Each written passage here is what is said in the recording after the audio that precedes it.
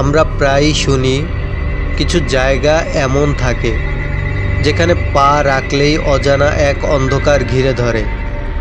কিছু রহস্য এতটাই ভয়ঙ্কর হয় যে একবার জানার পর আর পিছিয়ে আসার উপায় থাকে না। আজ আপনাদের সামনে এমন এক ভয়ঙ্কর গল্প উপস্থাপন করছি যেখানে এক যুবক প্রবেশ করেছিল এক অভিশপ্ত শ্মশানের বাগানে। কিন্তু সে কি আর ফিরে আসতে পেরেছিল, নাকি সে নিজেও হারিয়ে গিয়েছিল অন্ধকারের অতলে? পুরো গল্পটি দেখার জন্য অনুরোধ রইল। এক মুহূর্তের জন্য চোখ সরাবেন না, কারণ প্রতিটি মুহূর্তেই লুকিয়ে আছে ভয় ও রোমাঞ্চ। তাহলে চলুন আজকের গল্পটি শুরু করা যাক। রাতুল ছিল এক অদম্য ভ্রমণপ্রেমী যুবক। নতুন জায়গা ঘুরে দেখা ছিল তার নেশা। সে পড়াশোনার জন্য এক দূরের শহরে এসেছিল, কিন্তু তার ভ্রমণের নেশা কমেনি।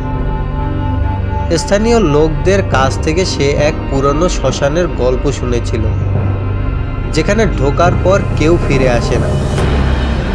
স্থানীয়রা বলেছিল ওই শ্মশানের এক পাশে আছে এক ভয়ঙ্কর বাগান, যেখানে দিনের আলো পর্যন্ত প্রবেশ করে না। যারা সেখানে গেছে আর ফিরে আসেনি।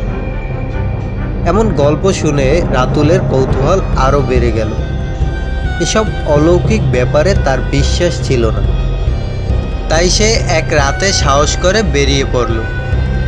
গভীর রাত, আকাশে অর্ধেক চাঁদ লুকিয়ে আছে মেঘের আড়ালে। চারপাশে ঘুটঘুটে অন্ধকার।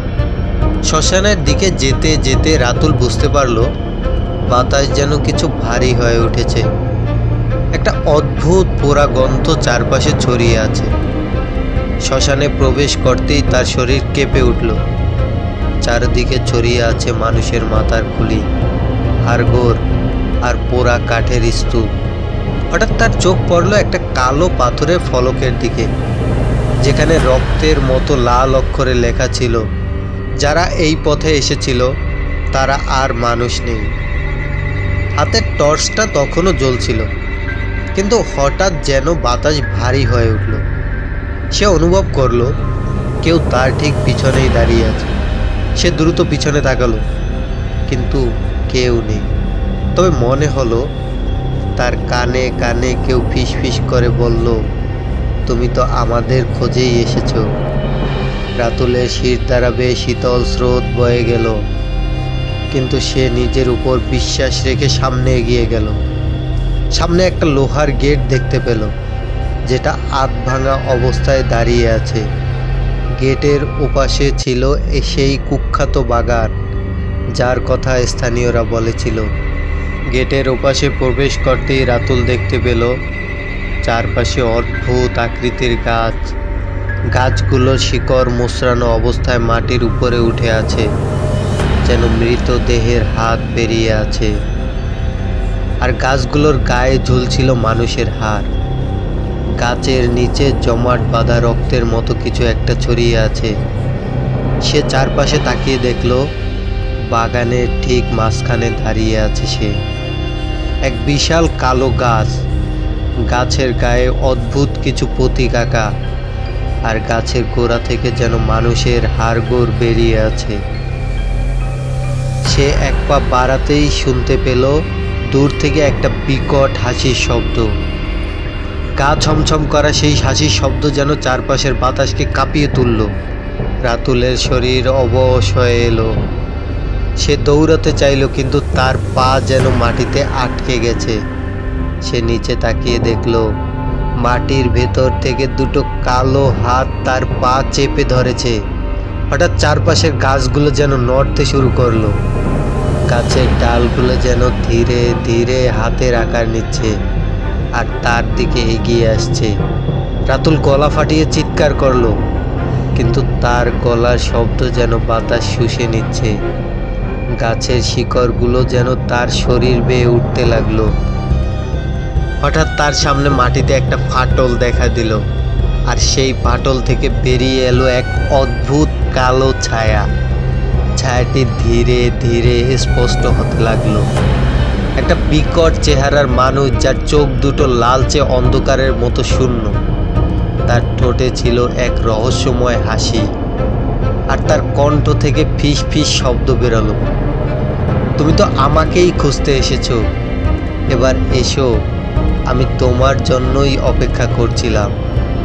রাতুল তার সর্বশক্তি দিয়ে দৌড়ানোর চেষ্টা করলো, কিন্তু তার শরীর যেন পাথর হয়ে গেছে। তার হাতের টর্চটা তখনও জ্বলছিল। হঠাৎ তার মনে হলো টর্চের আলোটা সেই ছায়াটার দিকে ফেললে হয়তো কিছু হতে পারে। সে জোর করে হাত নাড়িয়ে টর্চের আলো ছায়াটার মুখে ফেলল। সঙ্গে সঙ্গে চারপাশে বিকট শব্দের একটা চিৎকার ভেসে উঠল। কালো ছায়াটা ধোঁয়ার মতো মিলিয়ে যেতে থাকলো। চারপাশের গাছগুলো যেন কেঁপে উঠল, আর রাতুল অনুভব করলো তার শরীরের বাঁধন কেটে গেছে। সে প্রাণপণে দৌড়াতে শুরু করলো, পেছনে তাকানোর সাহসও নেই।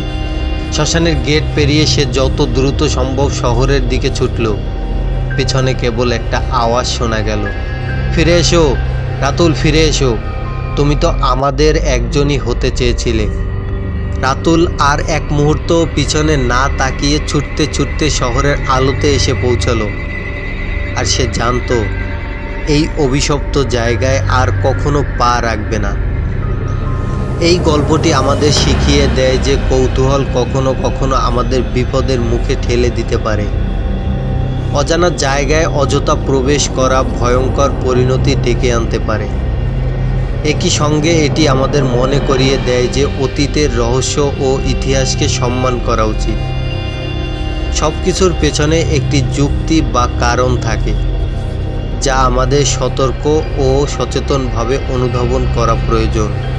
আপনারা যদি এমন ভৌতিক রহস্যময় গল্প আরও দেখতে চান, তাহলে আমাদের চ্যানেল এনবি স্টোরি হাউসকে সাবস্ক্রাইব করুন, লাইক দিন এবং শেয়ার করুন, কারণ সামনে আরও শিহরণ জাগানো গল্প আসছে।